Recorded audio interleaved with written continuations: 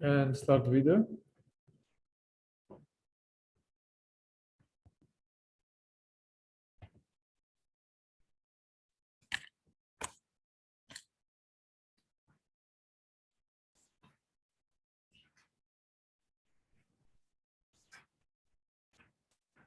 Hello, thanks.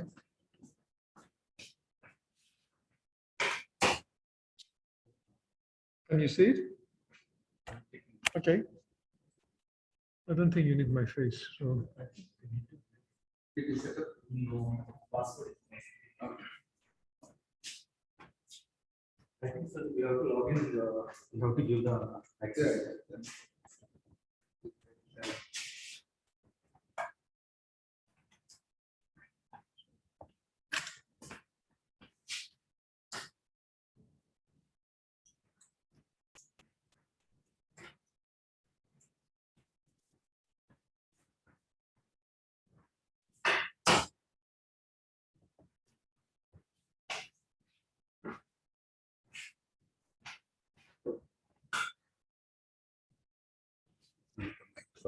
Ah, this is the voice.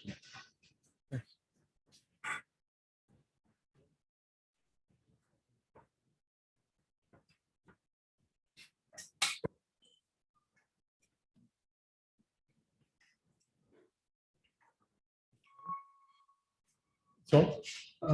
It's for its own recording. No, I know, but is it on? Yeah. So it's working all right. You need to set it up.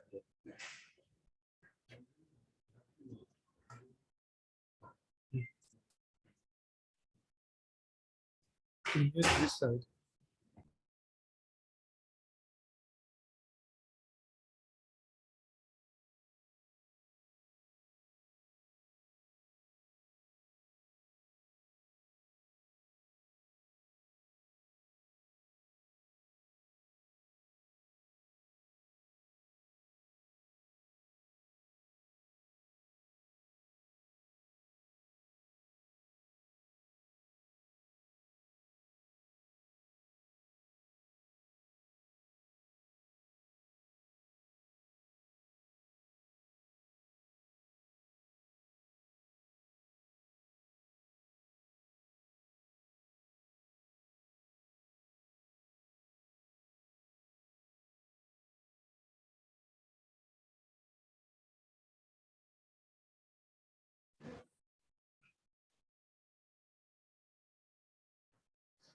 I can see you.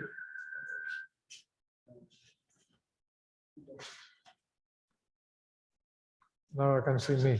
So, No, you just the microphone.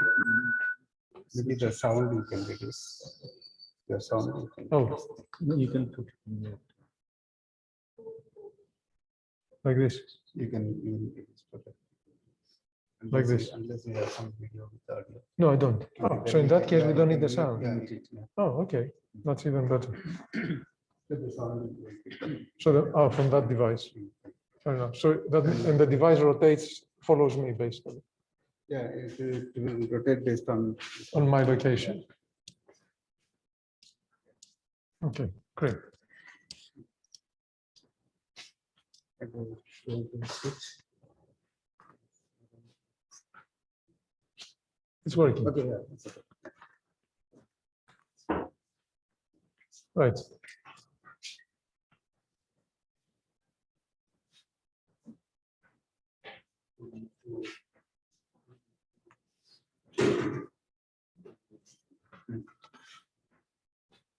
So the speaker wears the mask? What is the rule? You can remove The speaker can remove the mask. Okay.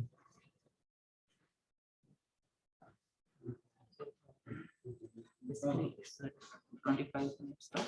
So I will show and with the design to share the 2 minutes remaining. Perfect. Okay, so No worries.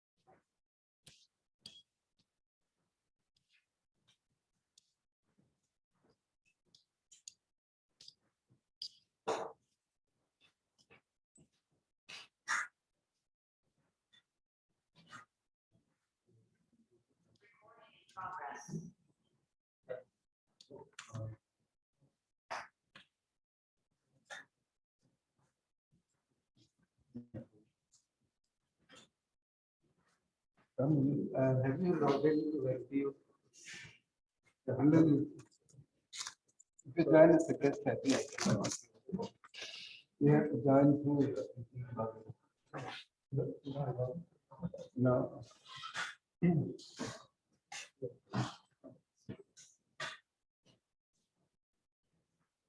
You need login through NTU there.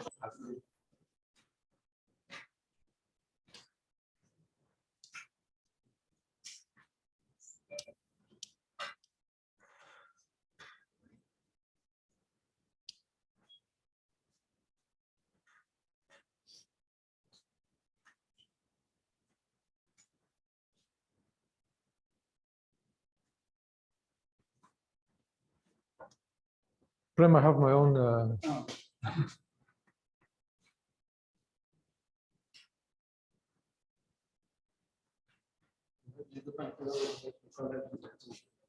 Oh, I see. Yeah, that's okay.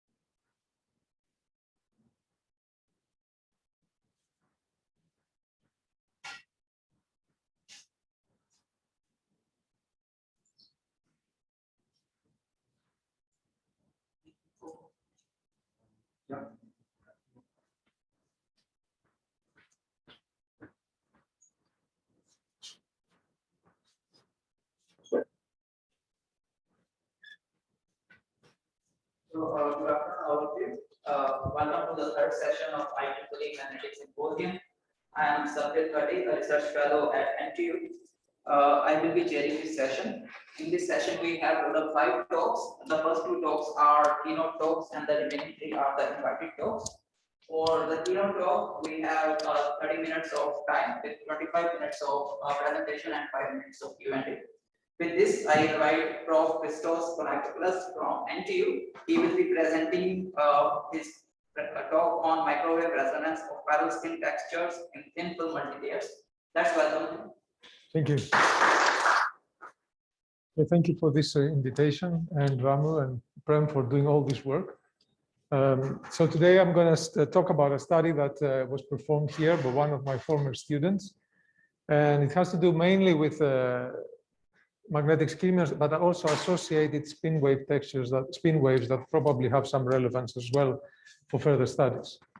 Let me give you a brief introduction as to why this is important and why we think this was relevant.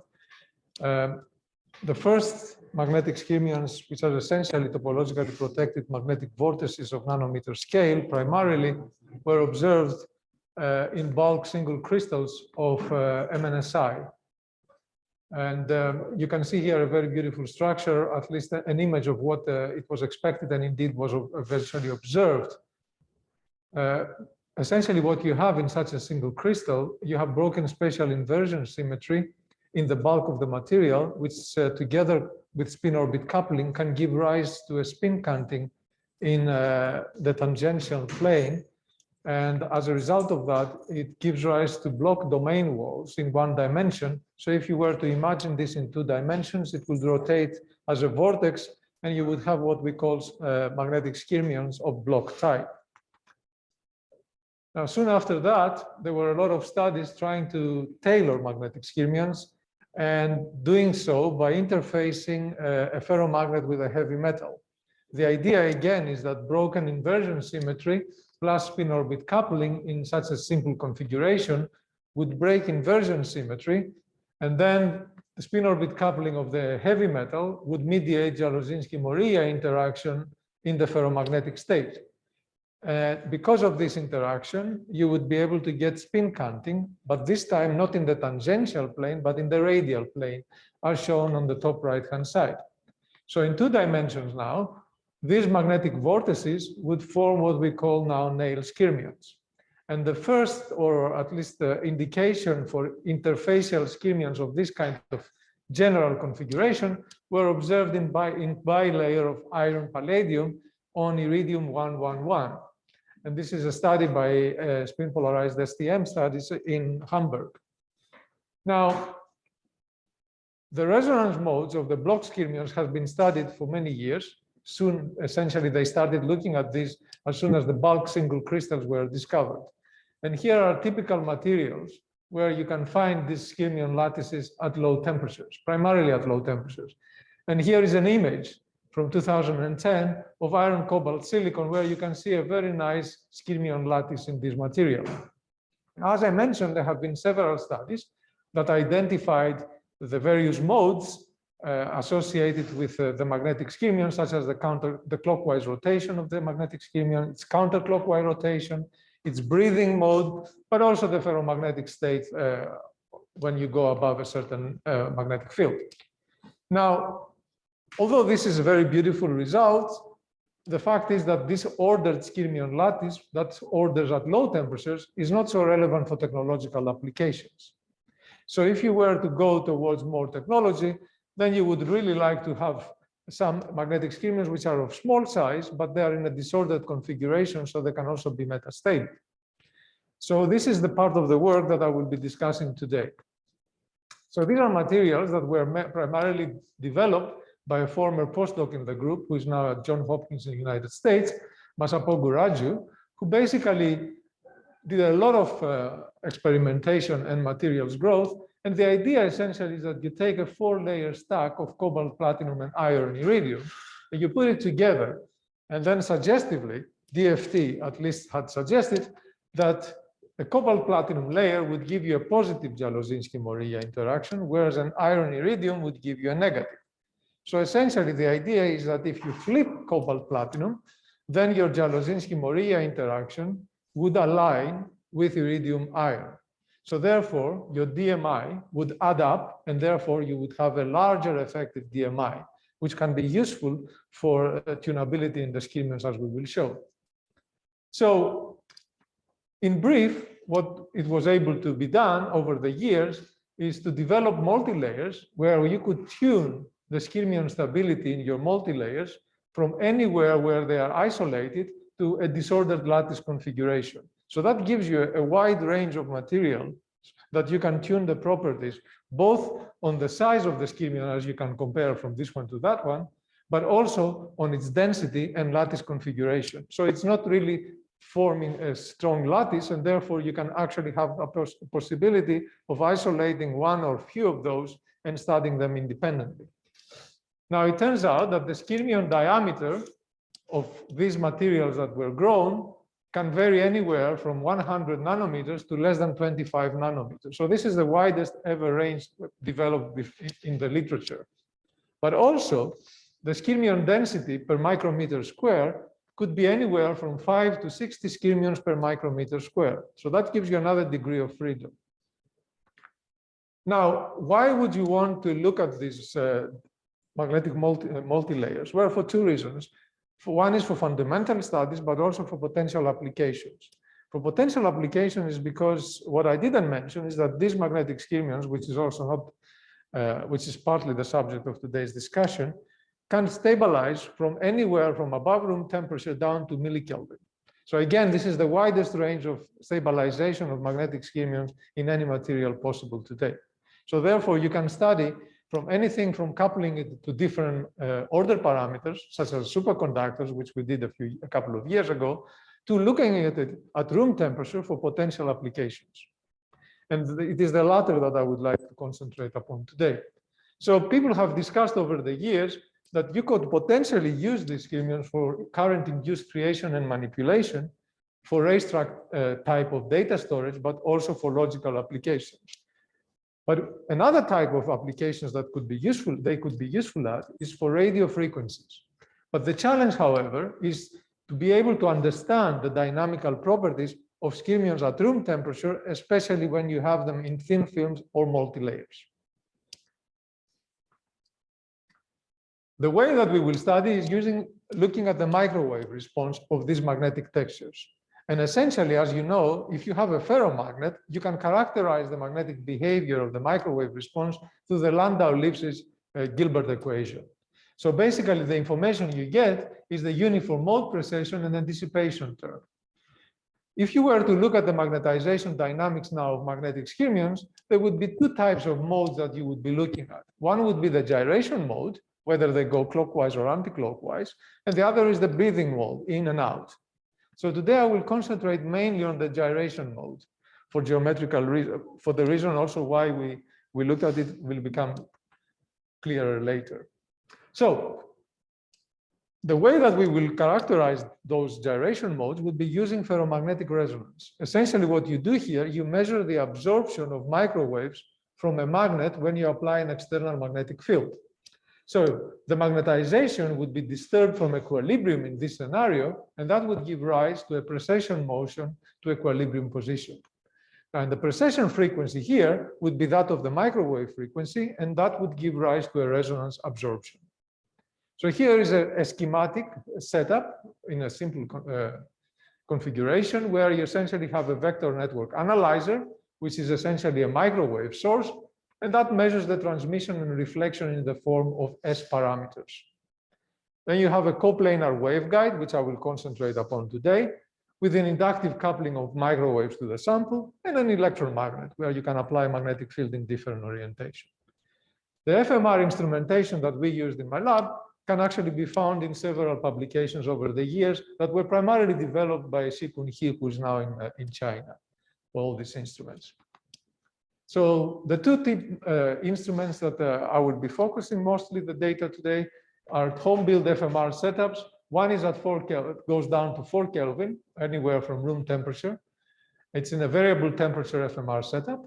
And another one is an 80 Kelvin FMR setup, where basically you can do studies in liquid nitrogen and above as well. So it's a complementary system.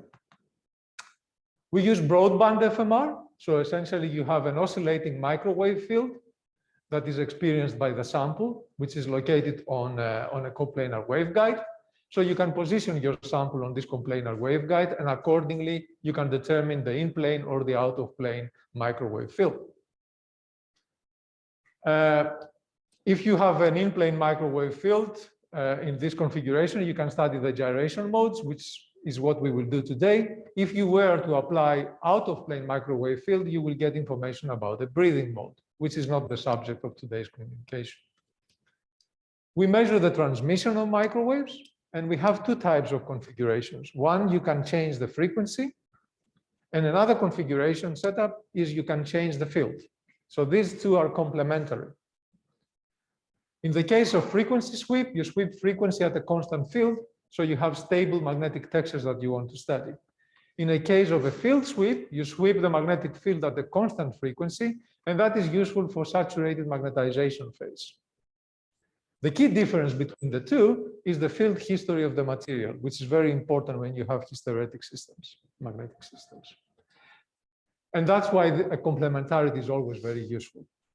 The resonance field would allow you to learn something about the gyromagnetic ratio gamma, and is very useful for the Kittel mode.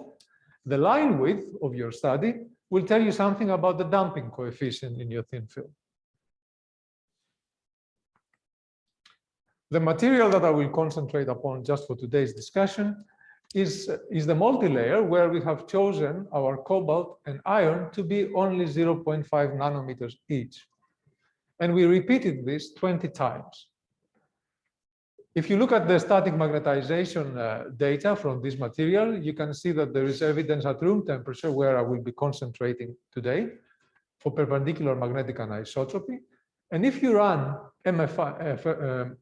magnetic force microscopy for this material at room temperature, you can see a very nice disordered skyrmion configuration. And the average size of your skyrmion is approximately 55 nanometers. So let us actually now move from static magnetization to dynamics. Static magnetization data is shown here. You can see some nice hysteresis. And then you run room temperature MFM images, and you can see corresponding images for the material at the same magnetic fields as the static magnetization. So essentially what you have is a dense disordered skyrmion array between 140 millitesla and 250 millitesla. Whereas there is a sparse isolated skyrmion between 250 millitesla and 300 millitesla. And above 300 millitesla, you have a nice ferromagnet. You run then corresponding FMR measurements, and you do this both at a fixed field and as a frequency free or sweep between 5 and 20 gigahertz, as I described in the previous slide. And you can see here typical resonance spectra for dense disordered skyrmions, sparse skyrmions, and ferromagnetic phases. So you do this for many different field configurations and many different frequency configurations. And for every different field configuration, you take MFM as well. So you do a complementary study. So here is a set of data from the frequency sweep FMR experiment compared with the field sweep FMR experiment. Here is the summary of the data of all the analysis. And essentially, you can see that in both techniques, on the same sample, you essentially identify 3 resonant modes. There is a high frequency mode, and there is a low frequency mode for the skyrmions, plus a ferromagnetic Kittel mode, which is essentially the open circles at high magnetic fields. So you have a ferromagnetic Kittel mode, then you have one that is associated with skyrmions, which we call low frequency mode, and a high frequency mode also associated with skyrmions. And I will come back to it, why it is the case. And similarly, when you do a field sweep, the result is again the same. You can see here the beautiful analysis of all the data for different colors that were put together here, together with this data. Now, what is the origin of these low frequency and high frequency modes? That was actually quite unexpected. You would expect to have one mode for your skyrmions, but we turn out to have 2 at very different frequencies. And this is the interesting part. We ran first periodic boundary condition simulations, and we simulated the volume of 2 microns by 2 microns by 3 nanometers. And essentially, and also, we added dipolar interaction between the ferromagnetic layers, which is actually the right thing to do. The static simulations found that the magnetization is relaxed at a constant field. And we find a very similar zero field stripe periodicity, both in experiment and from MFM and from simulations. So this essentially, this calculation essentially allowed us to have agreement between simulations and experiment in our magnetization as a function of magnetic field. So this gives us some confidence that we are doing things right. Now, the next thing is to zoom in. What do I mean by zooming in? So now we are going to do dynamic simulations on large samples as we measure it. And here I show you the intensity map of the simulation overlaid by the experimental data, which is the dots.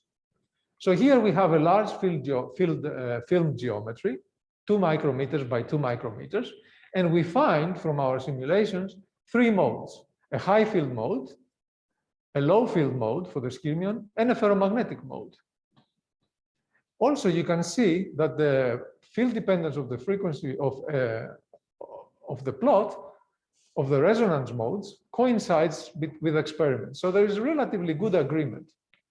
You also calculate a dense disordered skyrmion configuration for the high frequency mode and sparse single skyrmions for the low frequency mode. This comes out of the simulation, right? So there's already a hint of the reason for the difference in the two frequency modes coming out from these chiral textures.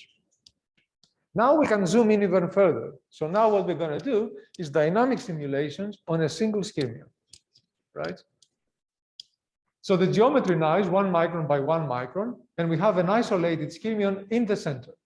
So what you find is that only low frequency and ferromagnetic modes turn out in this simulation. We also find counterclockwise oscillations of the net dipole moment associated with the skyrmions. Now, delta M from the simulation is actually also in agreement with theoretical predictions that we did for a counterclockwise gyration of a single nail skyrmion. So the conclusion of doing simulations for a single skyrmion in our lattice and comparing it with our data is that the low frequency mode is due to the counterclockwise oscillations of the single skyrmions, right? So now the question is, where does the high frequency mode come from? So for that, we did extra simulations, but now on a skyrmion unit cell. And now we have 2 skyrmions, right? So here what we do is we have both, we find low frequency and high frequency mode, as well as ferromagnetic mode. We also find that the intensity of the high frequency mode is higher than the low frequency mode, just like we measured in our experiments, right? Moreover, the simulations show that the high frequency mode arise from oscillations in the inter-skyrmion region, not within the region of the skyrmion. Whereas the low frequency mode, again, is due to the counterclockwise oscillations of the skyrmions. So basically, the experiment was able to pick up, and in agreement with simulations, not only the motion of the skyrmion alone, but also the oscillations arising from the inter-skyrmion interaction. Now, this is actually quite interesting because the whole thing happens in stacks, right? Now, we are able actually to tune now the skyrmion resonance. So this is experiment shown in dots, right? And the simulation shown in between. The difference between this point and that point and that point is that we add a spacer, a non-magnetic spacer across our multi-layer. And you can see that the larger the spacer, the more you decouple your ferromagnetic layers, right? In doing so, you find that the spacer thickness controls the interlayer dipolar coupling. Moreover, it shows that the high frequency mode exists only for small spacer thickness, whereas the low frequency mode exists everywhere from the simulation. So you can see the simulation, when you separate the ferromagnetic layers by a very small spacer, finds a nice mode, also high frequency mode. But when this thickness between the layers increases, the high frequency mode is no longer cannot be simulated, right? So basically it tells you that you can tune the interaction, and therefore you can also tune the extra mode you have at room temperature. So after many studies, the basic of all the description that I gave you for many different samples and many different configurations, we figure out that the high frequency mode is maximum when the thickness of the spacer between the ferromagnetic layers is about 2 nanometers. And it's minimum when it's about 5 or 10 nanometers. The low frequency mode, especially the intensity and the frequency, increases with the thickness of the non-magnetic spacer and eventually saturates at higher spacer thicknesses. So essentially, what this tells you in brief is that you can tune the skyrmion resonance, both the inter but also the intra-skyrmion resonance.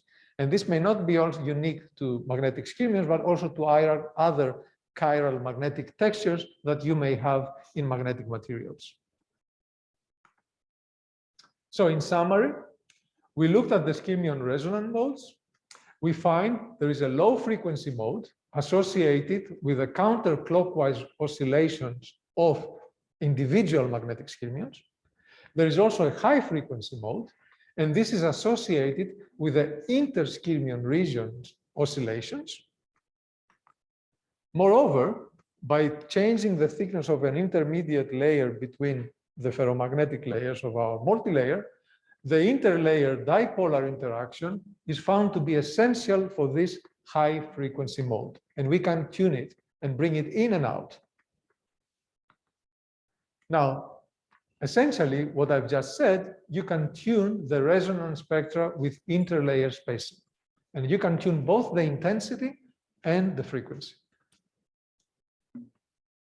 Finally, I would like to thank my co-workers for this work, mainly Bartendo Satiwali, who did his PhD on this, and now moved to the US, and I think most recently Denmark, but also Sikun He for his FMR contributions throughout the time in my group and in Singapore, Masapogu Raju for all the samples that he made and his ideas, Fusheng Ma, who contributed to the simulations, and Alex Petrovich as well, who contributed to several aspects of the project. But also our collaborators in Karlsruhe, Vladimir Kravchuk and Markus Garst for the theory and simulations that I discussed today, the details, and also Liu Pan in China for complementary FMR measurements. And our agencies, the NRF, the Ministry of Education, and A-STAR for contributions to different parts of this work over the years. Thank you.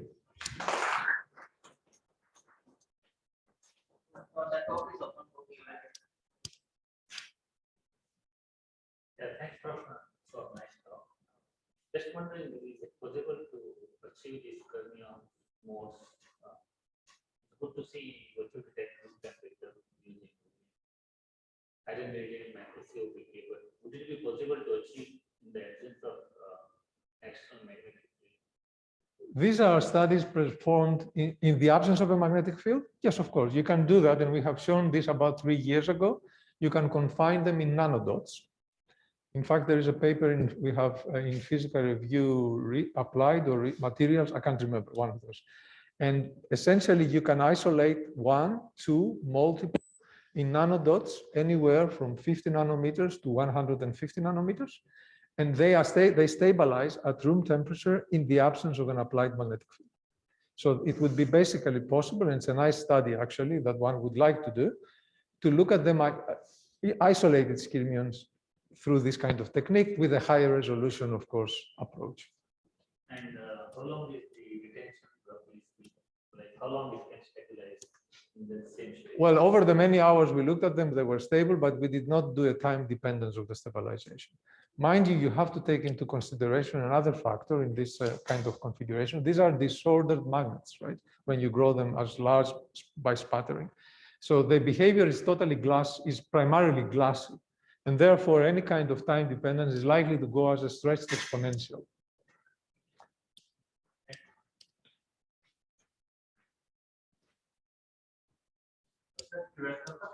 Second microwave. We want to check the error like laser powers to SMS. Will it survive the error stage?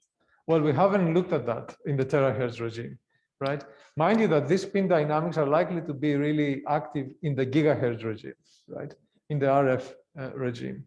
But on the other hand, that you can stimulate interesting physics and interesting properties in the terahertz regime is something that really deserves attention.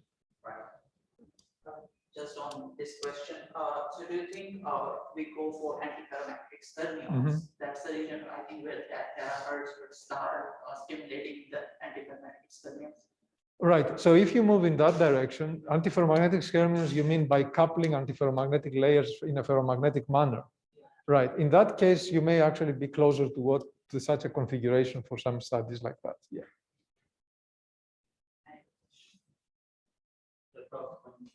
Just to get your views, what are the challenges do you see if at all we would like to make it like practical? The main challenge is closer to what you commented at the beginning, which is actually not so much of a challenge anymore. That is to be able to isolate them at 1 or 2 or as many as you want and utilize their radio frequency properties, but also tuning the different modes. So now you have an oscillator here where you learned already some things about room temperature behavior of different modes that are tunable by the magnetic interactions that you control, as well as dipolar interactions. So now you have basically a very well controlled nano oscillator at room temperature with, but basically not only that, it can also move down to low temperatures. This is data I didn't show you, that you can do all these studies as a function of temperature. Now you have a temperature-dependent nano-oscillator from cryogenics to room temperature in a single material, right? So it has quite a variety of applications as long as one is interested in looking at it carefully. I think that's time. Let's thank Prof. Christos for his Thank you. talk. As the next talk, we have Prof. Renshaw, who will be giving his talk on charge scale detection in low diameter anti-ferromagnets.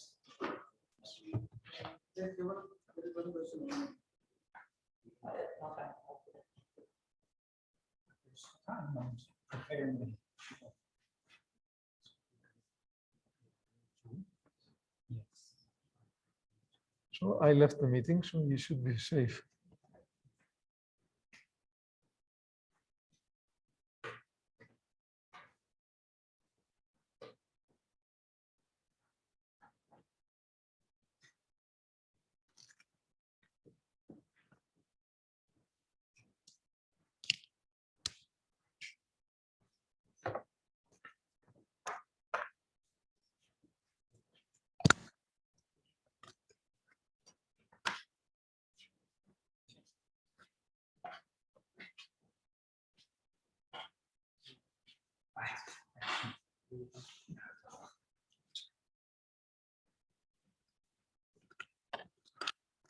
This one won't come in there. So I won't come in.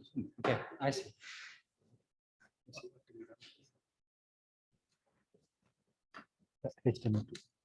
Okay. Excellent. Okay. Where is it?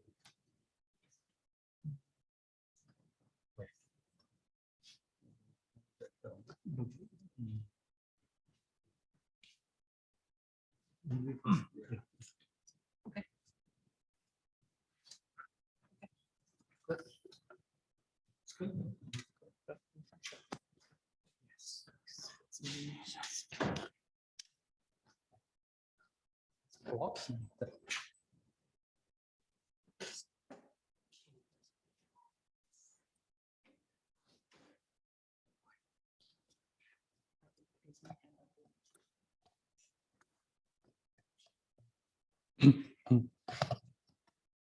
Is it working? Is it working? Okay, good. Should I start? Okay. Hi, good afternoon, everyone. Thank you for inviting me. It's my great pleasure. Today I'll talk about a very simple study. It's about transport measurement of low-dimensional anti-ferromagnet. My name is Wang Xiao Renshaw. It's not one question. Yes, here. Sorry.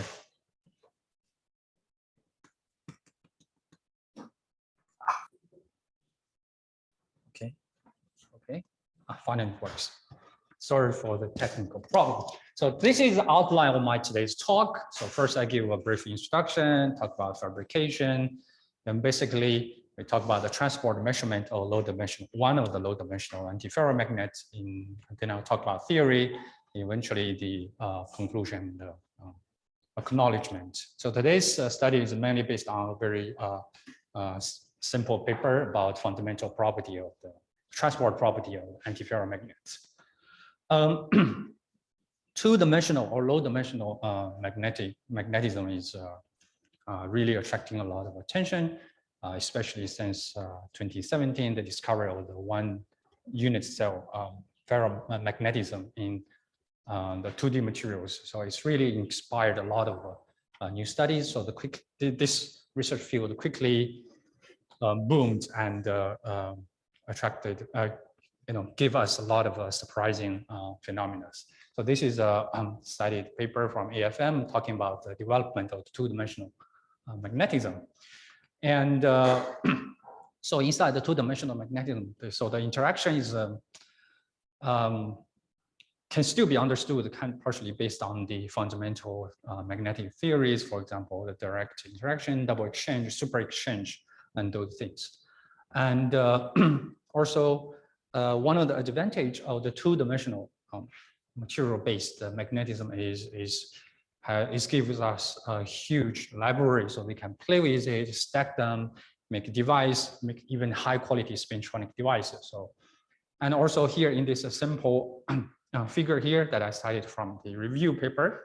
So it talks about the ferromagnetic materials, anti-ferromagnetic materials. Some are bulk, some are really monolayer or few layers. And you can see that the TC, unfortunately, not very high, but still some already approached room temperature. So give us the hope that we may be able to utilize them in future. Our group is interested in the anti-ferromagnetism. We work on the oxide, we work on the 2D ferromagnets, we work on some different things. So our study mainly based on the transport measurement. So the electrical transport measurements. So today I will focus on the one of the two-dimensional anti-ferromagnets.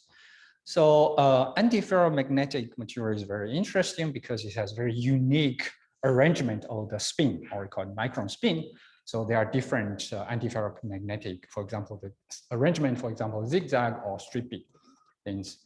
And of course, if it's anti-ferromagnetic, it gives us the new temperature with anti-ferromagnetic transition.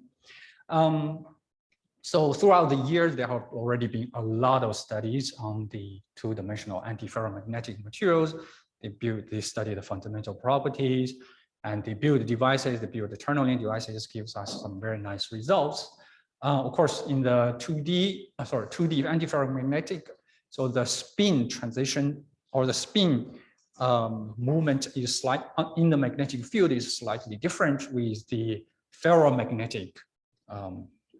What happens in ferromagnetic. So here it should be in a very strong anisotropic material, anti-ferromagnetic. So there's a spin flipping.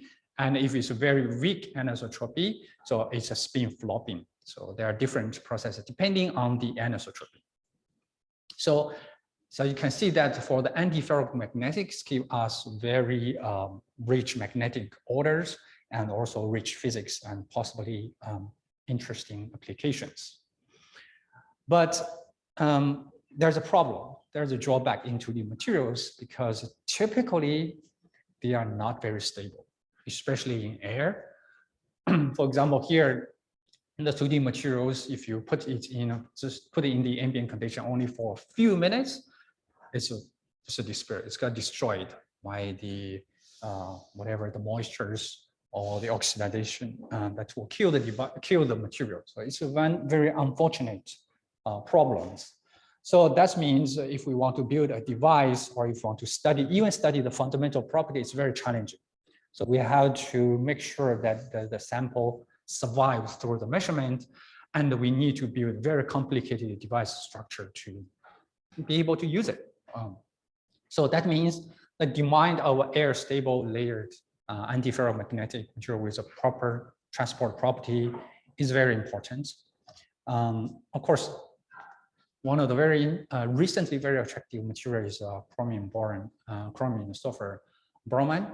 So as you can see, I listed several studies about these materials. I can see the earliest 2020. So this is really a recent new materials. So this materials has a lot of advantages. So first of all, it's anti-ferromagnet. Secondly, it is air stable. And it is air stable, at least based on my lab's result, is down to the two monolayers. So one monolayer, a bit tricky. So it's still reasonably stable, but tricky. Of course, other studies said it's even down to monolayer still stable, but maybe this is Singapore, slightly different. And the people have studied this. And another very unique property of this material is it has a very high anisotropy. So magnetic anisotropy. So later I will present some results about the magnetic anisotropy of the material. But anyway, utilizing those properties, they have already built a lot of different devices. So then we start to fabricate the materials. We start to characterize some easy fundamental properties. So this material, as you see, that is has a layered structure. And this is one layer along the C-axis, and along the AB axis, it has a tetragonal structure. So here you can see these A and B, they have different lattice constants. So naturally, you can see that it has different magnetic responses, right?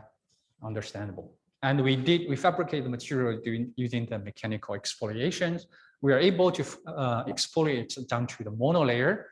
Of course, in our lab, we exfoliate to the monolayer using inside the glow box, because based on our experience, it's not that stable. A little bit inconsistency with the reported results. But above one monolayer, it becomes more stable. I will present some of the results about this later. And then we established the optical contract and the correlation between the optical contract and the thickness. For example, this is the flake we exfoliate. So from one monolayer, two monolayer, three monolayer, to 5 monolayers, you can see the optical contract give us a clear identification on the thickness.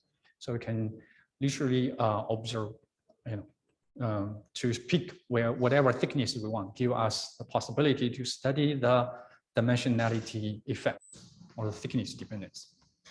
Of course, we double confirm the thicknesses using the AFM and also photoluminescence. So this results matches well. So we can see. So by the way, so this is the one monolayer. So we quickly measure AFM, just try to get some thickness information. Of course, we talked about air stability. So we measured how stable this material is inside in the ambient condition. We pick, for example, a 2-unit cell or 2 layers thick samples and stored it, just put it in ambient condition for a month, and it's still optically stable, or optically there's no change. I also measured the Raman, and down to the 2 monolayers, the Raman peak does not change throughout the 1-month examination period.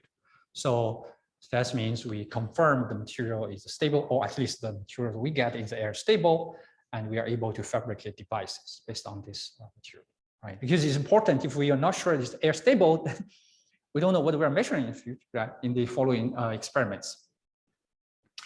And then we fabricated the device, electrical device. Of course, electrical measurement, at least in my personal opinion, is very important, because this is the fundamental, ingredients for the spintronics. So now, without passing the current or studying the transport property, how do we make a spintronic device, right? So we studied these emerging anti-ferromagnetic materials. Of course, I call it as charge spin conjunctions, but still, it's just a simple transport measurement. So we made the device. So this is the flake. We build substrate, build the electrodes.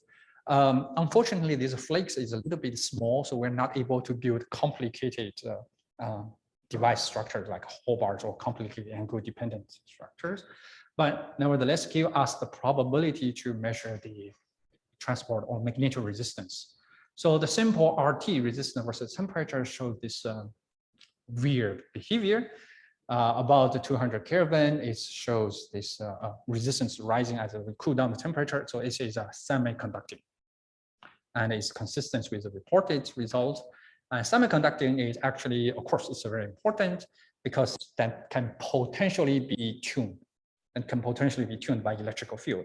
Actually, there's already results gauging these materials by applying the gate voltage, but very challenging. At least for it's only working for the 1 monolayer samples for now. And then roughly from here, the cool down to the as we cool down, the resistance will drop, and about 140 Kelvin is experienced a transition from paramagnetic phase to anti-ferromagnetic phase. So in this temperature region, this is anti-ferromagnetic. Of course, you also probably noticed that there is a very strange resistance peak rising at around 30-40 Kelvin. This is due to an unknown phase transition. People are throughout the in the globally, people still don't really understand what's going on yet, and people propose this is a defect-induced magnetic transition. But sorry, the investigation is still going on. Of course, we also investigated the band gap modeling fitting the curve is give us the band gap. Then we talked about magnetic anisotropy, right? So I described that this in plane is a tetragonal lattice. Outer planes also have a layered structure. So you can imagine that this has a triaxial anisotropy, right? So of course we perform different magnetic field dependent measurements. We basically just rotate the magnetic field along different directions to give us the magnetic response. Actually, a few years ago, when I thought about this kind of measurement, I thought it's going to be not very sensitive because no matter how we align this field, and the current would just go around everywhere, right? Go up and down.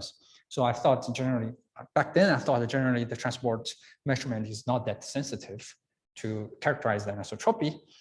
However, throughout the years, I realized that the charge spin interaction or electrical transport is actually a super sensitive or super nice probe to study this spin transport or the magnetic material properties. So for example, here we studied this, apply the magnetic field along different axes. You can clearly see their responses are totally different, right? And of course, we did a careful study as a function of the temperature and angle dependent of the magnetic field. So you can see that the response of the material along the A, B, C axis of the materials are completely different, especially along the B axis. You can see the hysteresis loop. So that indicates that along the B axis, there is a very different kind of ferromagnetic phase, right? Because there's hysteresis loop along the B axis. So it's give us. Here I also identify the HC and the HS. HS is a saturation field, basically here. Then everything, all the spins aligns along one direction. And HC is a critical field for the spin flopping. Here, so spin flopping give a ferromagnetic, starting to have this ferromagnetic, same direction alignments. So HC and B. And of course, we can plot the mapping. So throughout this mapping, we can do we can have this phase diagrams to give us a better visual on the what's going on here. So it helps us to identify there's a 30K transition where above 30K, we lose the hysteresis loop. So there's a ferromagnetic or defects induce the ferromagnetic phase at around 30K. So that's also indication that how the electrical transport or charge spin reaction interaction could give us very help us to probe these very subtle magnetic transitions, right? For example, here, these are the subtle very transitions. Even there are some transitions here that can even be picked up by the transport measurement, although the transport measurement is global. Of course, I also have experience with others, other types of samples. So this is one of the nice example. We further investigate this transition. You can see A, B, C, this triaxial axis. Anisotropy is clearly identified as a function of temperature, and they share the same neo temperature, right? So above which is above the neo temperature is a paramagnetic, and below which immediately you start to see three different responses, completely different responses along different crystalline axes. So of course we can call it easy access, intermediate access, or hard accesses for these things. Here. So since we already have the layered anti-ferromagnetic materials, it would be stupid not to investigate this layer dependence, right? Because we can exfoliate it down to different layers with accuracy. So then it's naturally to investigate the layer dependence, and it would give us the insight into the interlayer interactions, magnetic interactions. So we did fabricate the materials with from 2, 3, 4, 5, 6 layers. And you can see the, let's say HC, this critical field goes up and down, so clearly odd even effect. And so this also the dependence, temperature dependence of the HS, which is a saturation field, and for different layers. And of course, you can see they do share still similar temperature, anti-ferromagnetic EO temperature, even down to 2 monolayers. Of course, so actually from very basic picture of the anti-ferromagnetic, this is understandable, right? This odd even defect, because anti-ferromagnetic means there's A-type anti-ferromagnetics. So there's different layers, they are anti-ferromagnetic coupled, right? If you have 2, they are properly coupled. If you have additional layers, or this layer is not properly coupled. So you do expect, this odd even layer dependence. But we try to understand a little bit more. So we find a collaborator, theoreticians to collaborate. We used linear chain model plus the DFT to understand how the spins orientate inside the different layers with a different coupling. So of course, this is a simple linear chain model. In the model, we have inter-exchange coupling, means different layers, exchange coupling. Magnetic anisotropy, because this material has a triaxial anisotropy, and of course, the Zeeman splitting. So using the model, and just come here. Okay, so we can understand that Tn new temperature is not influenced by the layer dependence. So anti-ferromagnet down to 2 monolayer, it cannot be thinner than this, right? So until before this, an A-type, even 1 monolayer will be ferromagnetic. And for the HC critical field, you can see odd even layer effect, and the saturation field is different. In this solid dots or solid diamonds, they are the experimental results, and the dashed line is the theoretical modeling. In the theoretical modeling, we have this experimental result and the calculation result, and those results was extrapolated from the DFT calculation. So, of course, those are the effects. We have odd even dependence. But what does the calculation, the DFT calculation tells us, right? Generally, when we think about, to be honest, when we think about DFT, they have so many knobs that can always play with it, right? They can always play with it to fit your results. But then if we do this, what insight we can get? So the possible insight would be, we can try to identify how or in what angle all those spins are aligned.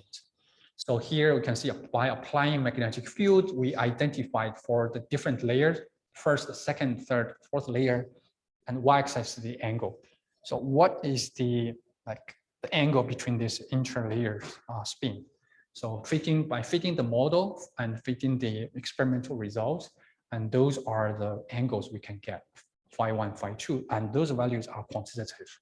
So of course, if you want to know the absolute values, you can check our papers. And that is all I want to discuss. I'm not sure about the timing. And oh, not bad. Okay, this is the conclusion. We studied the transport. We studied an interesting layered anti-ferromagnetic material. It's air stable. And we understand the fundamental property from electrical point of view. And then it's give us a possibility to even explore more. For example, it's air stable, much easier to twist. And it's air stable, much easier to make a proper device. For example, the tunneling, the gating, and even, for example, the string effects, whatever. Of course, I also want to emphasize that with the help of the modeling from the DFT and Monte Carlo simulation, we are able to identify how the spin orientates in every single layer. Okay, so of course, I appreciate the support from the collaborators and funding agencies. Thank you very much. That's all we have for questions. Yes, please. In the bilayer, for instance, what is the interlayer interaction? The interlayer magnetic interaction. How do you understand? So the interlayer interaction is anti-ferromagnetic. So the anti-ferromagnetically. Is there any chance that the moments are counted in the C direction? Yes, yes. So that depends on, okay, That depends on how we apply the magnetic field. Are you talking about with the magnetic field or without the magnetic field? So basically, I'm trying to figure out, is there any chance that we have a spin flow transition in this direction? Yes. So if we talk about very super clean samples without the whatever defects, in the theoretical picture, they should be properly blinded. However, there's no, in the whole world, there's no perfect crystal, right? There's always some defects, especially for this material. So in this materials globally, when they grow these materials from different laboratories and different regions of the world, they always observes like 30 Kelvin transition, which pick up the resistance, and that's probably due to the defects induced ferromagnetism, and that's making the canting of the spin in zero field. Yes. So that means that if you apply a certain magnetic field, you should see a spin flow in your resistance. Yes, and on top of that, this year, May, there was also another study, the in situ applied string onto this material, by applying 1.2 to 1.3% of the string, and they observed simultaneous canting of the spins. So it induces anti-ferromagnetic to ferromagnetic phase transition without the magnetic field by applying string. So both are possible. Yes. You mentioned that there is a can't remember the slide, but you showed this beautiful resistance as a function of temperature down to 2 Kelvin. Yeah. Resistance increases. Yes. And then you said that this rapid increase Yes. is not yet understood. No. And it's still discussed. Yes. So the question now for me, the Yes, question yes. that I have to you is, has anyone by any chance cooled down to millikelvin? As far as I know, there's no millikelvin study. As far as I know. Okay, because when I look at this data, I guess this data is yours.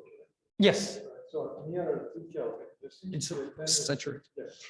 That's okay. Okay, there's a reason why there's no millikelvin studies. Okay, it's because this resistance picks up very quickly, and then that millikelvin is going to be super hard to measure the resistance. But is it going to continue increasing, or is it going to actually drop? Based on the result, is going to increase. It's going to continue. Yes. Which tells me that if you measure down to 1.5 Kelvin, Yes. then you can actually calculate from the 2 Kelvin data down to 1 Kelvin data or 3 Kelvin data. You can get a feeling of how far it's going to go.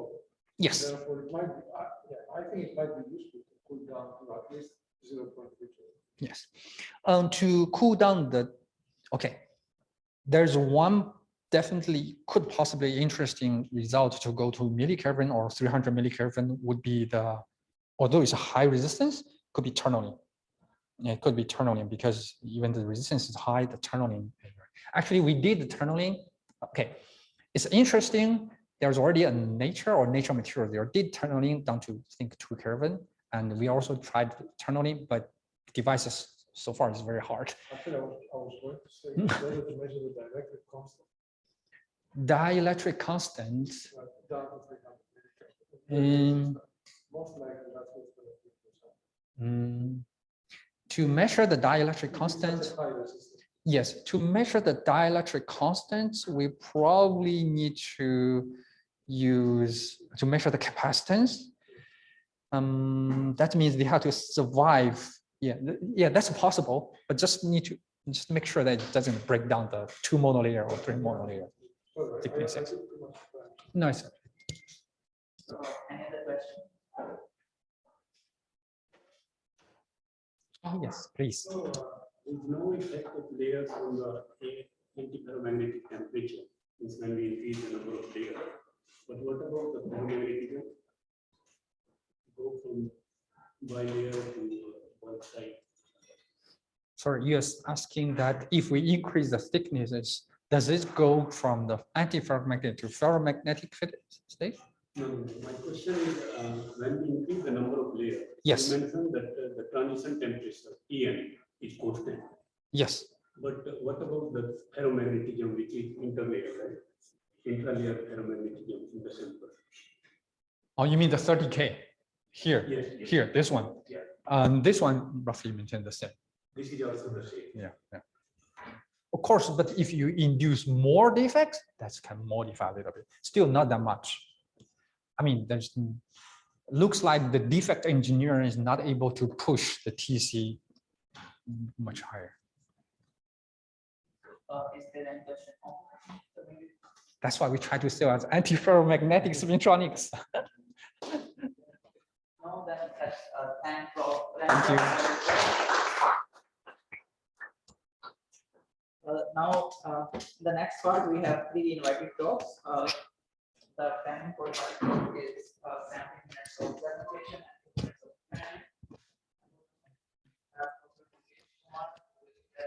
Kumar, genetic elements based on the main motivation.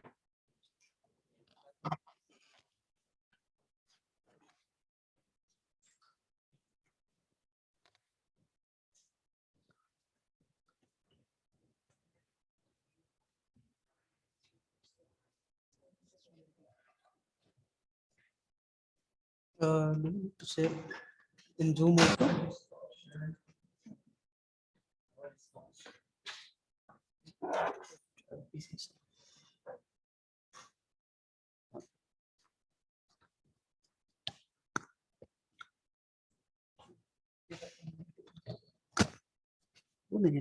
Pointer.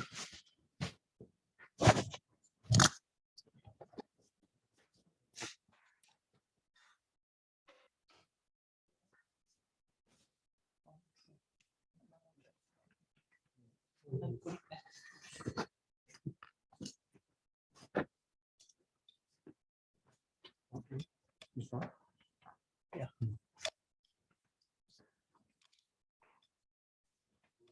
It's not shared.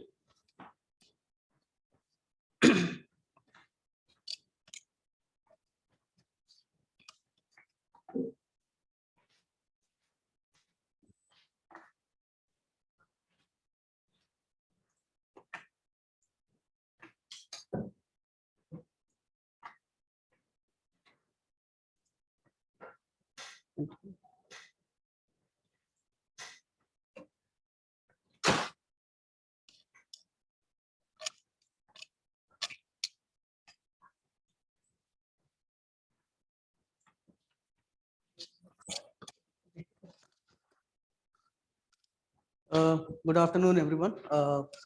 My name is Durgesh, and today I will be talking about our recent results on domain wall-based neuron and synaptic devices.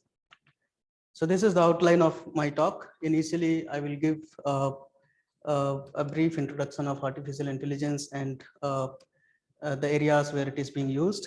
Then how artificial intelligence is being realized these days and what could be the anticipated future. Then I will talk about the role of domain wall devices in realizing neuromorphic computing.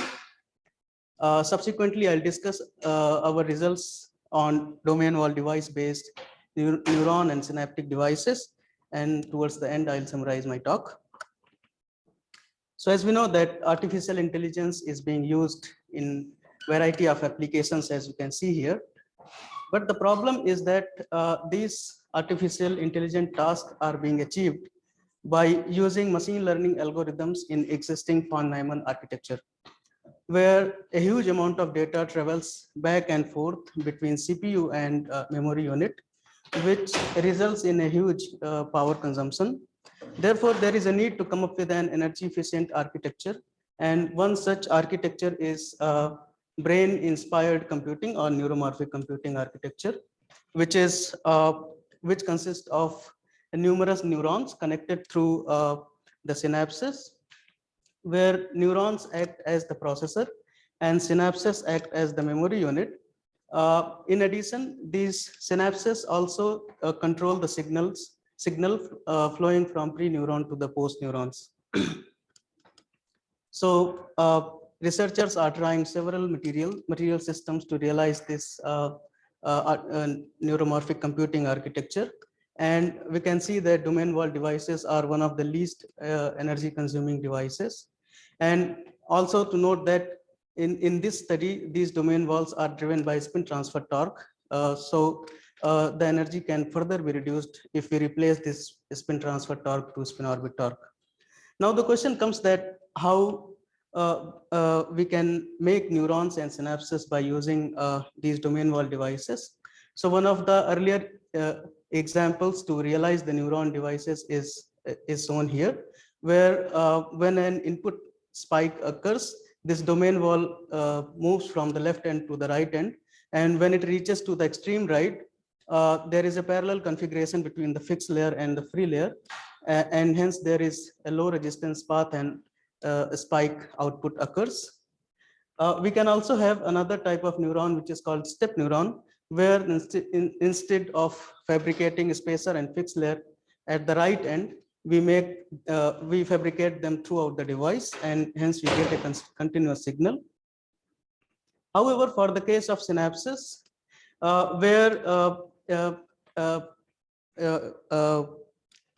for example, for the case of MTJ devices, we can get 0 or 1 resistance states, depending on parallel and anti-parallel configuration of magnetization in free and fixed layers. But if we use domain wall devices as the free layer, then we can stop the domain walls at different intermediate positions to get intermediate resistance states, and hence we can get the synaptic operations.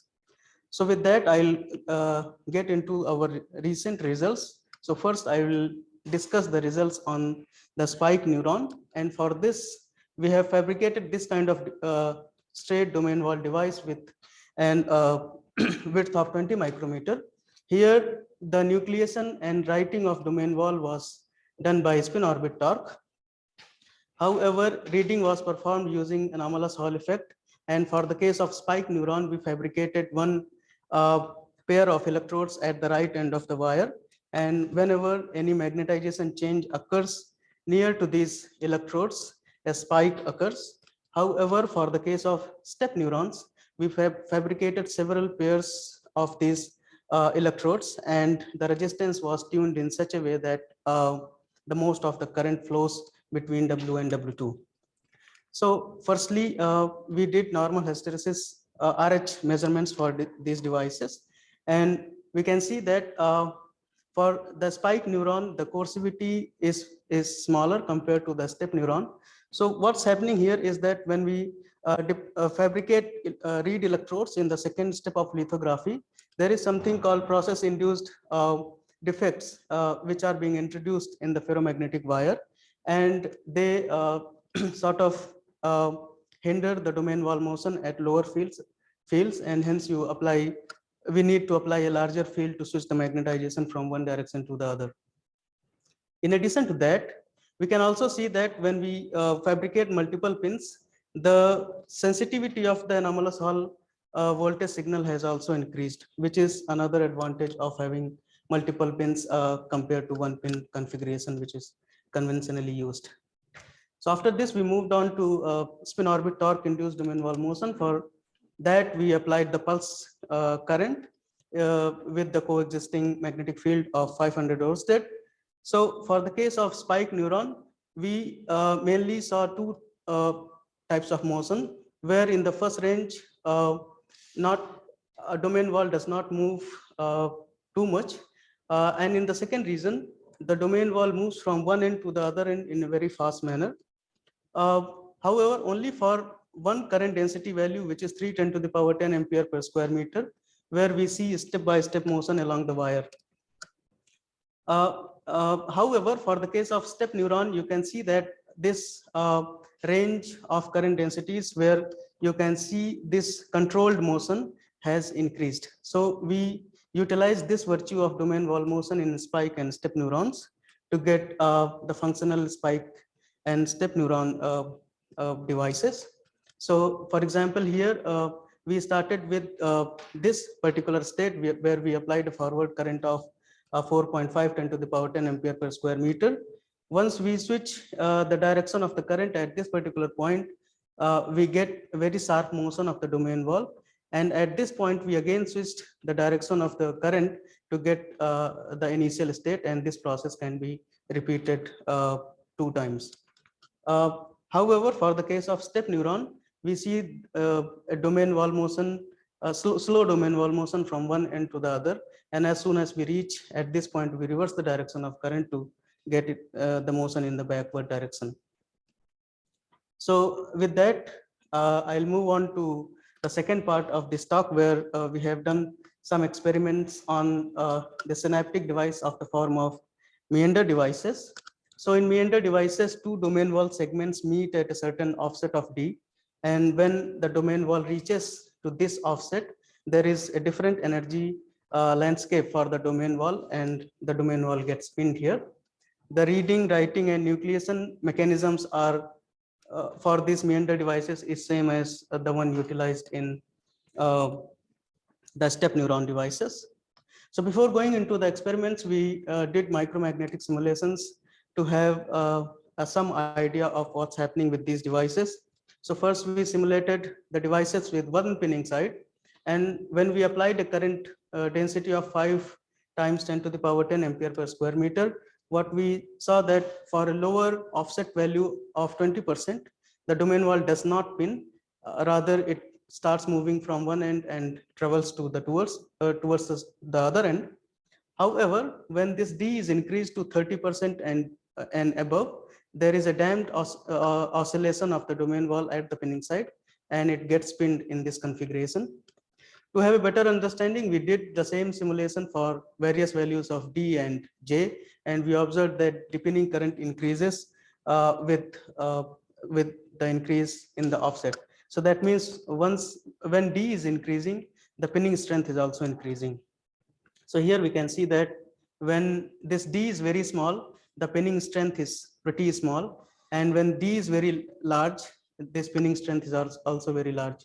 So therefore, we choose D values from 40 to 60% for our experimental devices. But before I discuss those results, we have also performed simulations on the full device, and where when we applied the pulse current of magnitude 110 to the power 12 ampere per square meter, we can see that the domain wall moves in this region, then gets pinned here, again moves here, and gets pinned here, and that is how we get intermediate magnetization states or multiple resistance states. Okay, so yeah, so after that we fabricated the devices with the width of 20 micrometer, and as I said, D values from 40 to 60%. And like the previous case, we did RH measurements at the first place. So when this D is very small, we see a very sharp switching from one direction to the other. But once this D is increasing, we see that the domain wall stops at the intermediate positions, and a maximum of 5 resistance states can be obtained for D value of 60%. But here we can see that the domain wall motion is not that much controlled without a plane magnetic field. So we moved on to our current induced experiments. So when we apply for D of 40% devices, when we applied 510 to the power 10 ampere per square meter with a magnetic field of 500 Oersted, we see that the domain wall gets nucleated at the left end, and then slowly it moves towards the right end. So this type of motion is consistent with the spin orbit torque driven domain wall motion. Then we did the similar experiments for the whole range of J and D values, and we observed 3 reasons. Firstly, for the very small current densities, there is no domain wall motion. So that means this is below the threshold current density. Then after that, the domain wall motion occurs in the straight part, but at some of the pinning side, the domain wall gets pinned. However, for D of 40%, the spinning region is very narrow, which gets widened when we increase this D from 40 to 50% and so on. And at a certain current density, the domain wall does not pin at all. So if we summarize this, we say that depending current density, very similar to simulation results, increases as D increases. So towards the end, we optimized this pulsed current to get multiple resistance states in these devices. And for D of 50%, we could observe 7 resistance states, and these states can be increased to 9 resistance state when we change this D from 50 to 60%. After that, we have also studied this device, which is called ladder-shaped domain wall device, where these two domain wall segments are being connected with a tilted from the vertical domain wall segment, where when the domain wall reaches to this geometrical opening, there is a torque coming from the Laplace force on the elastic domain wall, which pins the domain wall at the pinning site. And we can use this virtue to get multiple resistance states. So for this, we studied the wires with the width of 15 micrometer with a theta value of 0, 30, and 60 degree. The nucleation and motion was done using spin orbit torque, similar to the previous case. However, the reading was performed using a normal Kerr microscopy system. So first we applied the SOT current, the pulse current, and the domain wall moves from left to right in all these all the devices. So which is because of the spin orbit torque. But one thing which is to notice here is that from the initial state to the state where the domain wall completely covers the whole device, it takes 80 pulses for 0 degree case. The same thing can be achieved in a larger number of pulses, which is 97 for the case of theta of 30 degree. So the only difference between this device and this device is this angle. So that means in going from 0 degree to 30 degree, the pinning strength of pinning sites has increased. And when we do the same thing for 60%, the number of pulses have reduced. That means the pinning strength has also reduced. That is summarized here in this plot, where I have plotted TS versus theta. So where we can see that this sweeping time first increases from 0 to 30 and then decreases.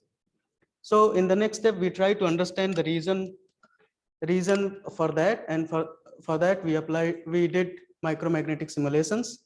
So when we did micromagnetic simulations for this kind of devices, we see that the domain wall moves from the left end, and as soon as it reaches to the pinning side, there is a damped oscillation, and eventually it gets pinned here. So from these from the curvature of pinned domain wall, we evaluated the Laplace force acting on the domain wall motion, and we see that the Laplace force first increases and then decreases. So we can say that the pinning strength is related to the Laplace force. But in addition to that, the uneven or unequal distribution of the resistance also helps in pinning the domain walls in such devices. Towards the end, we did very similar experiments as of in previous case, and we observed a total of 19 magnetization states in these devices, which we believe is like one of the most stable pinning concept of achieving pinning sites to date. This is the summary of my talk, where we have shown functional neuron devices and also synaptic devices. In meander devices, we have seen 9 resistance states. However, in ladder devices, we have seen 19 resistance states. With that, I thank NRF CRP grant and A-star AME grant to support us. Thank you.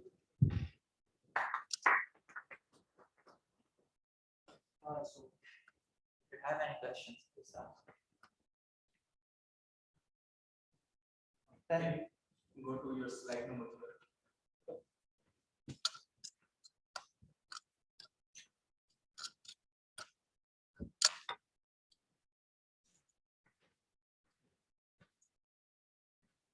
You see behavior of with like around equal to 25, which shows with saturation compared to other values. Sorry. The last graph. Top right. Yeah. So near 25, 25%. Okay. Yeah.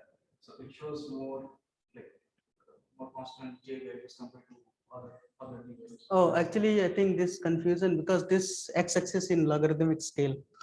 That's why it's not evenly distributed. Yeah. Moreover, okay, so we have studied in the step of 10. So we don't have anything at 25. there's a question of mine. as you mentioned, 60% of such generated 5 resistance states. How does multiple resistance states affect the device performance? How does device multiple resistance states? Affect the device performance? Oh, so I think the confusion, I'm not very sure about the question, but here when I'm talking about the resistance states, it means the anomalous Hall resistance, which is the resistance across the crossbars. I'm not talking about the resistance of the device. And how this would help in transfer of data? Okay, so if you have attended the talk in the morning, so where the speaker has said that these synapses can be used to modulate the amount of information that you need to pass to the next neuron. So by having this multiple conductance states, you can modulate the information, the amount of information that need to be passed. So that is how it can be used. This is time. Let's thank the speaker for his talk. At the next talk, we have Dr. Kumar Mahato from NTU. He will be giving his presentation on pinhole and pin its effect on magnetic damping of ferroalloy in rhodium ferroalloy bilayer.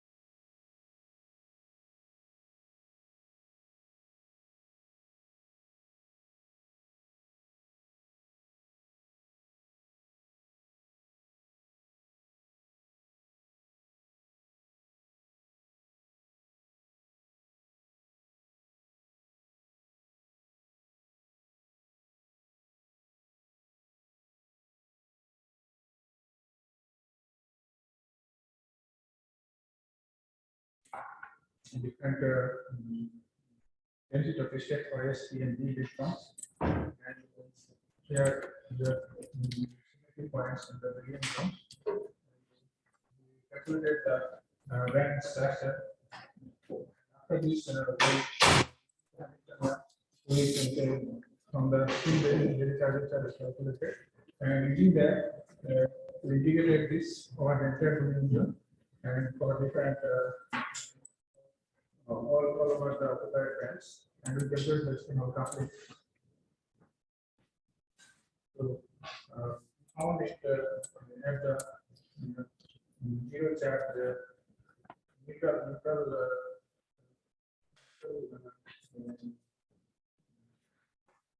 Army level, charge level is not positive. The value of this spin of conductivity is 4.38 value per centimeter. We also measure the resistivity and conductivity of rhodium, and the ratio also gives the calendar, which is 0.211, and it's quite close to the better. So the effect is necessary the intrinsic effect of rhodium. So in conclusion, we in rhodium thermal on 1017, so 2 point symmetry, and Anisotropy was 120 posted. Experimentally obtained a safety of rhodium and theoretical calculated value matching these are the I would like to acknowledge for the first paper is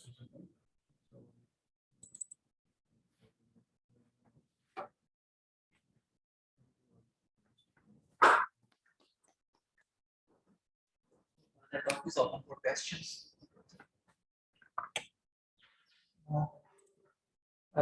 I can ask. Okay, so have you done a study on the spin diffusion length of rhodium? do that.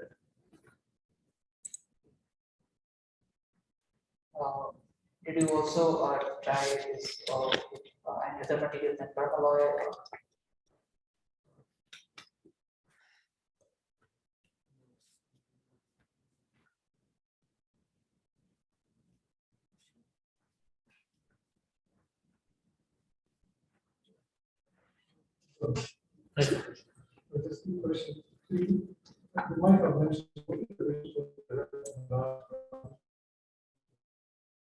Yes.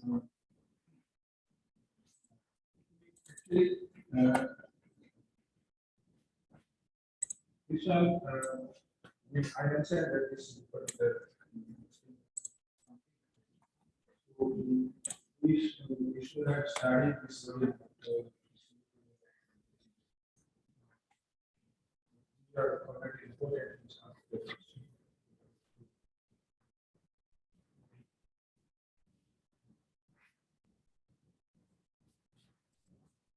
The spinal angle seems to be lower compared to conventional based materials. Is there any way it can be managed? If the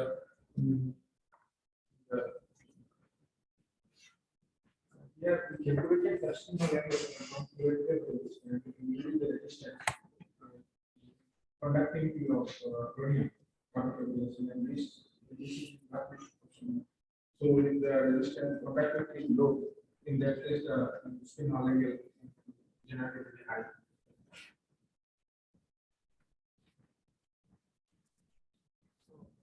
I assume there is no question. Then let's thank our speaker and move to the next talk, which will be given by Dr. Vijay Verma from NTU. The presentation title is Manifestation of Free Cooling Effect of Magnetic Fluids from Theory to Devices.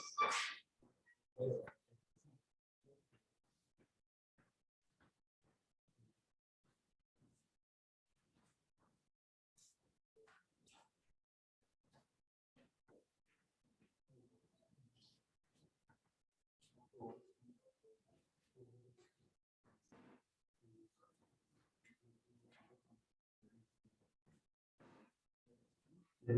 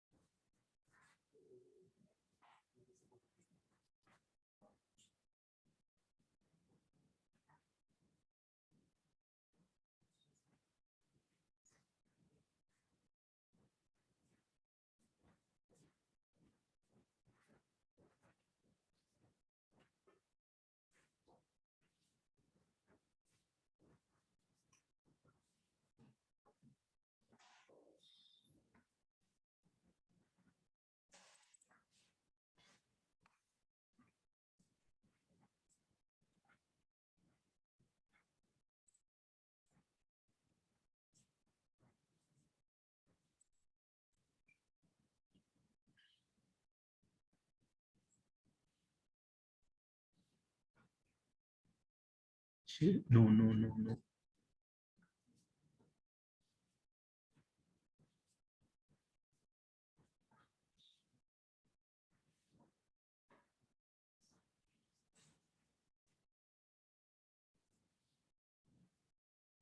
Yeah.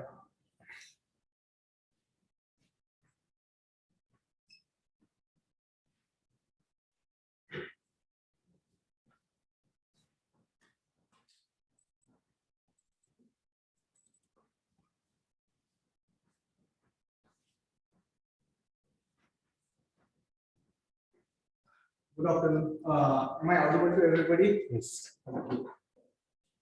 So in Singapore, we have 2 seasons. It's hot and hotter. So usually to keep our life, or you can say, be comfortable, to ease that pain, we want cooling. So that cooling can be in the form of air conditioning. It can be in the form of refrigeration. But as we know, these processes involve and utilizes large portion of energies, and we want to minimize that. So one of the way is to use some form of free cooling. So that can be you can perform that by using convection of air, convection of water, and so on. So today I will describe one more way which is more efficient. It can resolve and improve efficiency of the devices. Like they can operate for longer time. They will utilize less energy. Once you connect your device to it, you require that cooling, that form of heat transfer by our magnetic field cooling technology. So magnetic fields are very interesting. So they behave as liquid magnet. You apply some magnetic field, they will be pulled as a whole towards the magnet, and that motion is temperature dependent. So we can utilize that property to perform cooling. So we all know natural convection is good, but it's and it is governed by the difference in temperature when you apply difference in density when you apply some heat. So we can extend that same logic, that same thought process when you replace that field by magnetic fields. So that it was first proposed by Rosenzweig in 1967, but still we were not able to utilize that concept efficiently to in real life scenario. So process is very simple. As I mentioned, we replace the working field by magnetic field. Then we have additional contribution from the gradient in magnetization. And when you, so that gradient in magnetization is contributed due to change in temperature. So magnetic fields at lower temperature get attracted towards magnetic field strongly compared to high temperature. It is same with all magnetic materials. So nothing new here. But when you apply some gradient in magnetic field, that effect will lead to net transfer of net mass transfer. So in this case, fluid will be transferred, and we can use some intelligent engineering designs to transfer heat from one point to other point. How to achieve that? So we need to, as I mentioned, we need to use magnetic fluids as working fluid, and sorry. Yeah. So we need to use magnetic fluid as working fluid, and we also need to apply gradient in magnetic field. So gradient in magnetic field you can apply by using a permanent magnet. And when some heat load is placed, then it will generate gradient in temperature. That gradient in temperature will lead to gradient in magnetization. And this cold fluid, which is located here, will get attracted towards the magnet. In doing so, it will push the hot fluid, which is located at the point of heat load. That heat load can be your mobile battery. It can be compressor. It can be any other electronic device which you want to cool down. And that is for fluid. There are no moving parts. You are utilizing inherent properties of magnetic materials in the form of magnetic fluid via ferromagnetic. So, so evidently two things are required: gradient in temperature and gradient in magnetic field to achieve that. So stating all of this is very simple, but obtaining superior performance of this magnetofluidic cooling is challenging, and that's why we require a multi-pronged approach, multi-pronged attack to solve that challenge. Like we wanted to cool down devices to very large extent. So what we did, we performed experiment, but we were not limited to only that. We also utilized our understanding from our detailed experimental investigation to improve simulations. We then developed application-specific designs because we understood from simulation and experiments that you cannot apply one thing for all. We need to apply like a specific set of magnetic fluid cooling, which is specific for individual applications. So two applications I will demonstrate. I will show today. Then in addition, we also perform some genetic optimization, and in future we also target to combine AI with this. So as I have described, you can use this technology, this approach to cool down for industrial application, to cool down batteries, and for electronic food. So there are a vast range of application you can use that approach for. So what exactly it is? So it is combination of, so we term it as thermomagnetofluidics. So thermo means it will be temperature, we utilize fluid, and that fluid is having magnetic properties. And in addition, we also need a permanent magnet to perform that. So theory is very simple. So it is standard Navier-Stokes equation with one additional force term from, which we term as magnetic volume force. So volume force means a force which acts on complete volume of the fluid, and it is function of magnetic field gradient as well as susceptibility of your material. There is one more condition which arises from gradient in temperature, and that gradient in temperature gives rise to gradient in magnetic susceptibility as well. And that's why the force which we experience in this case is very high. That's very standard. That's like most of the people who work on this magnetoconvection simulation experiments and everything, they do that. So what different we are doing? We also integrated our understanding of temperature dependent viscosity. So viscosity changes hugely in the temperature range we work with, and that's why we wanted to, when we combined this with our simulation model, it provided better superior predictions. So let's look more into into experimental setup of which we utilize for data collection. So this is our standard experimental design. So we always want to keep our life simple. So circular shape provides more let's say streamlined geometry to perform magnetically. So main components are, we have magnetic fluid filled inside this torus shape tube. Torus shape is like a closed loop device. We have permanent magnet. So we also simulated like which configuration of which shape of permanent magnet provides higher gradient, because gradient was one of the contributing factors. And we also have Bipul, which you, for some reason you can't see. And we wanted to, okay. So one of the problems with magnetic fluid is that you can't see inside it. It's very opaque to normal light.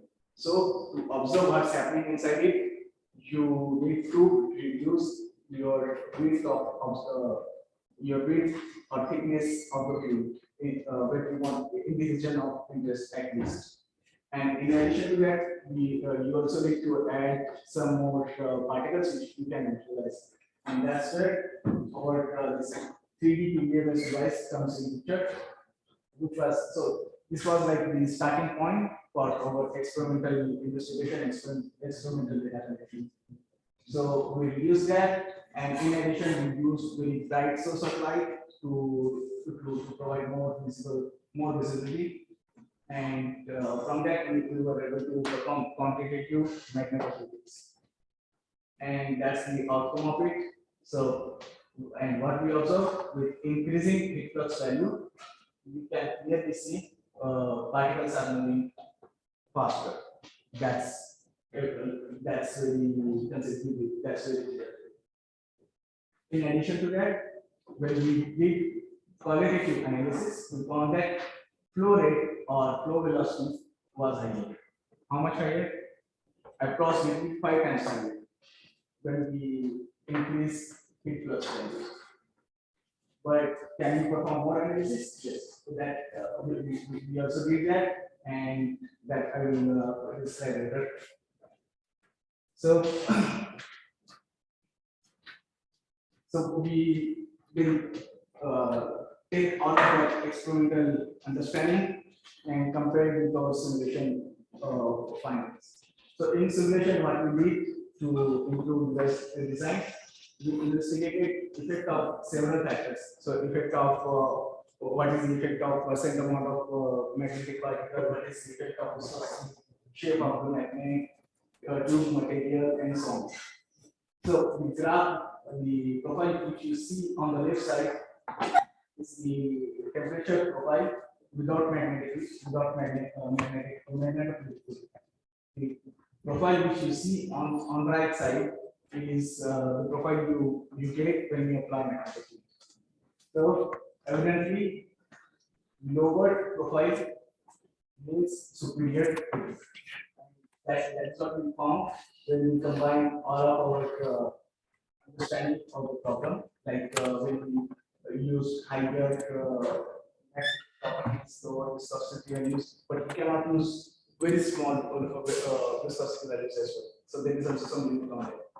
So we use all that, and we were able to develop what we call a simulation-driven system design. So we use improved simulation to design the system.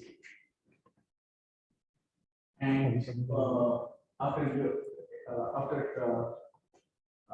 developing that SPST, what simulation-driven system design, we were able to obtain higher performance from our device.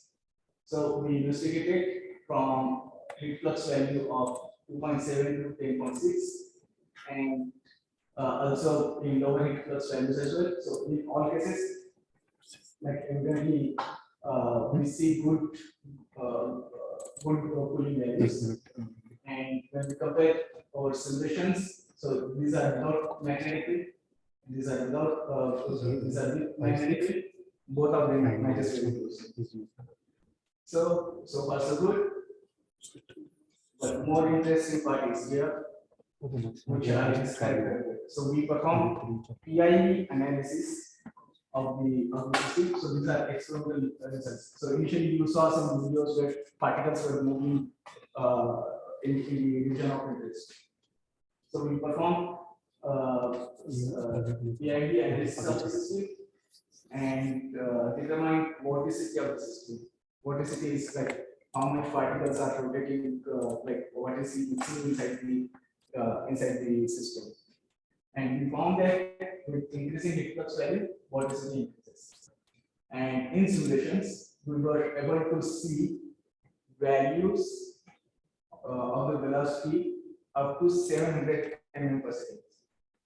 Remember, the flow velocity is pretty small, but there are some points where the fluid mixes very fast, and that was one of the reasons to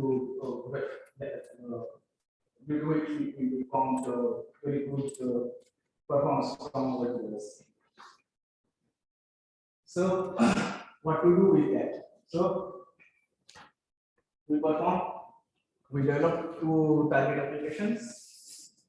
One to cool down high power LEDs, and other to cool down solar cells. Why? Because for the case of solar cells, the performance decreases with increasing operating temperature. If let's say your solar cells are sitting inside hot sun, with increasing temperature, its performance will go down.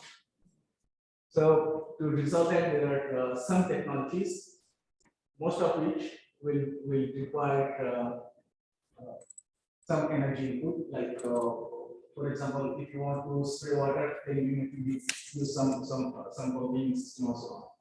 Phase change materials provide some improvement in the performance, but they are costly. And that's why we found that our magnetophysics systems can be useful for these things. What about other cases? For the case of LEDs, there are many approaches described in the literature. But in all cases, delta T, which is the temperature within without integration of that part for the cooling, wasn't sufficient. So that's where we wanted to place our bet and test, develop some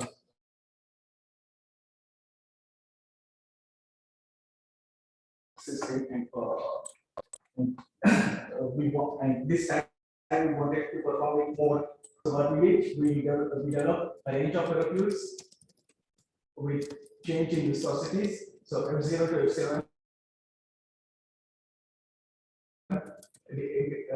indicates decreasing viscosity values. So from F0 is having highest viscosity value, F7 is having this viscosity values. In addition, we also vary magnetic properties. Like if let's say we want to reduce cost of the system, then we also want to utilize we want to utilize minimum amount of magnetic particles. So that we want to place.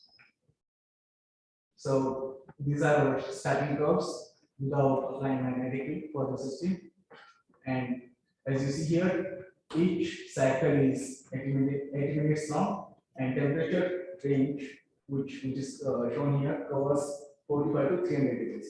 So it covers most of the target application where you want to utilize the system. So these are the tuning profiles. So first case is effect of hydrodynamic properties in the form of viscosity change. And in this case, we want to understand like which profile is good. So the profile which you see in the bottom side is the best one. So in this case, you see this ink profile, it is showing superior performance. And as you see here, it corresponds to F5. F5 means the fluid which corresponds to this viscosity values is showing best performance. But what about higher region? In higher region, you can see that all of these profiles are not, you can say, not separated much from each other. So it shows that effect of viscosity or hydrodynamic properties is dominating when you want to use this device this magnetofluidic field for low temperature. And what about magnetic properties? So F0 is having magnetization of 22 millitesla. F4 is having magnetization of 11 millitesla, like half of it, 50%. This is 20% of that, and this is 10 times this. So not 10 times 5%. So 1.1 millitesla. So this is having 1.1 millitesla of magnetization. So 20 times less than the base curve. And even in this case, we were able to get something. And at higher temperature reading, it was as good as the base curve. So that's the, let's say, extent of magnetic cooling we able to get from improved device design. And so these are actual experimental results. So we don't just wanted to stop it. We wanted to perform more analysis and wanted to understand what's happening inside the system. So there are two dimension-based number, Nusselt number and Beckett number. So Nusselt number shows that how much convection or mixing is inside your system. So the higher profile indicate superior performance, and it corresponds to fluid F5. And similarly, like as I described earlier, our simulation results match like, very closely with experimental results. And we also perform genetic operation, but due to lack of time, I will not go into it. And finally, we combine all the results in one material selection map, where you can just decide your target application, its temperature, and choose a suitable cooling system. We then utilize it for cooling of LED, and it showed cooling of approximately 100 degrees. This is without providing any external energy. It is without any pumping system. It is without any external source of energy. So it's completely passive, and that's why carries, you can say, huge promise for future application devices. Similarly, we also integrated with solar cells, and we were able to get improvement by 5% with some results. Yeah, so we were able to get cooling of 197 degrees C by using our device, and cooling of 100 degrees C was obtained for the case of LED. Improved solar cell performance for 5%. We operated solar cells at only, I think, around 50 or 60 degrees C. So compared to that lower temperature region, it's very significant. And we also determined one of the ferromagnetic, which is called as magnetic relay number. If its value is greater than this, that fluid system provides good performance. And of course, highlight of our system is its noise vibration free, green, low cost, and there is no need to maintain it. So we thank our agency, specifically great. So this program was in collaboration with the Institute as well. Thank you. So we have time for a quick question. Yes. Go to slide 16.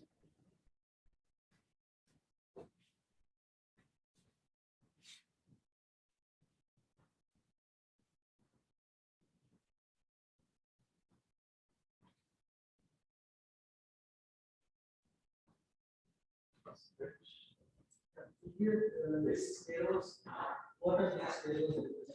Yeah, so arrow indicates direction of the flow. Like, so for each input, so we perform particle image velocimetry. So in that, what happens? So we use auto-correlation function in MATLAB.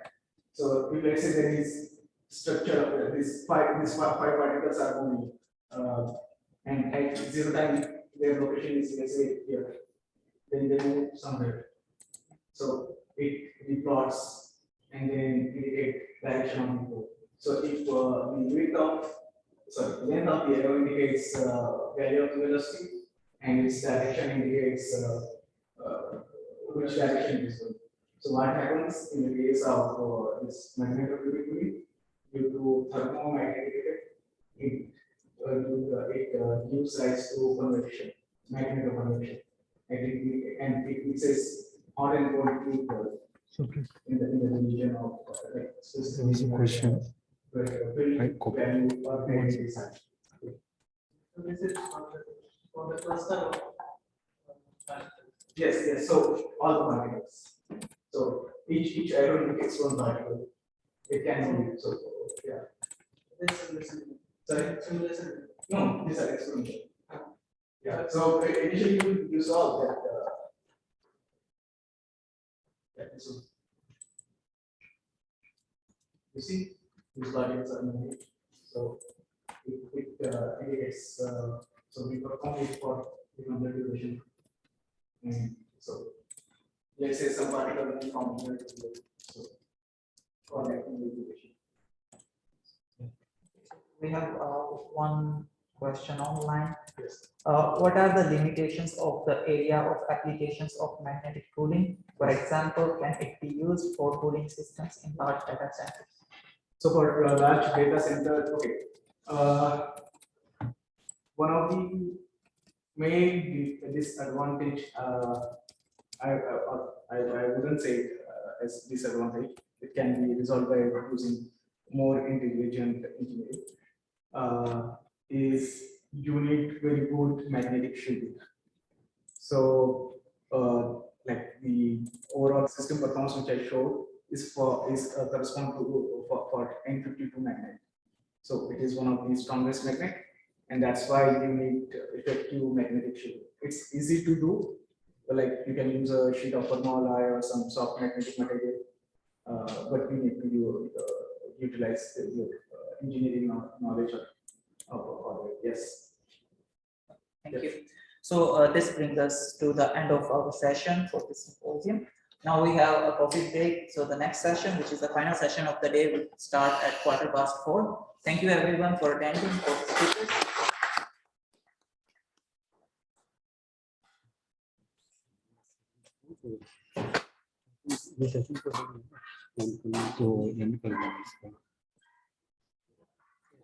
Yeah, 12 minutes presentation and 3 minutes session.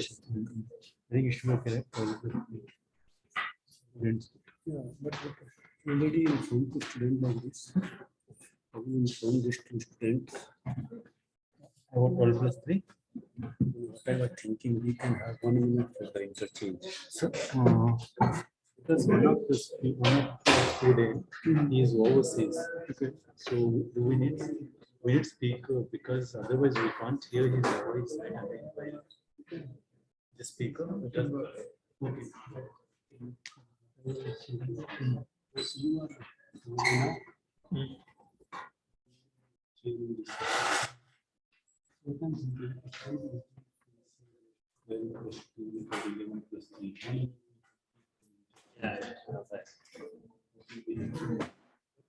is the time we communicated to them?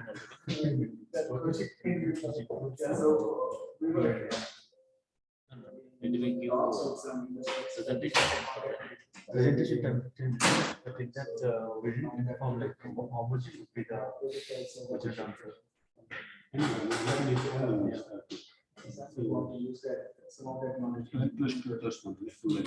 Yeah. 2 minutes question is enough. 2 questions. Yeah, that's right.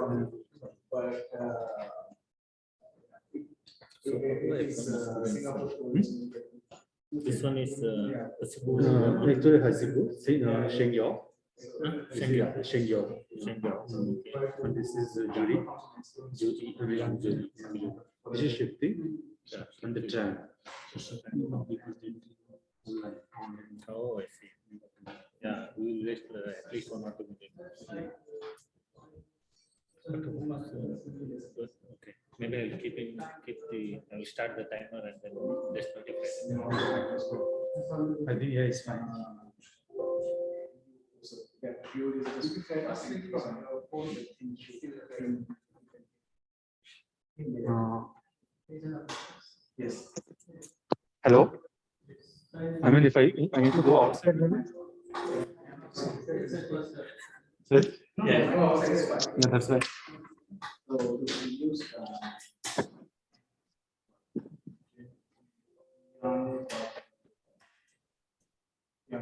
Hello.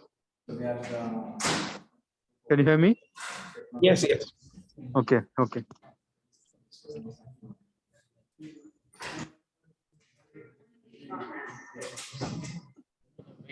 Oh. Hello. Yeah. Can you hear me?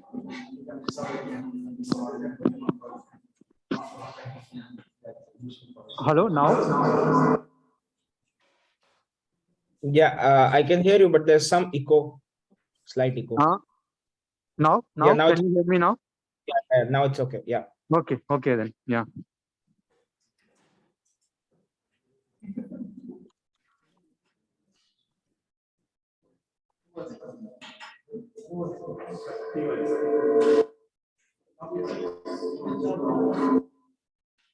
This is already on.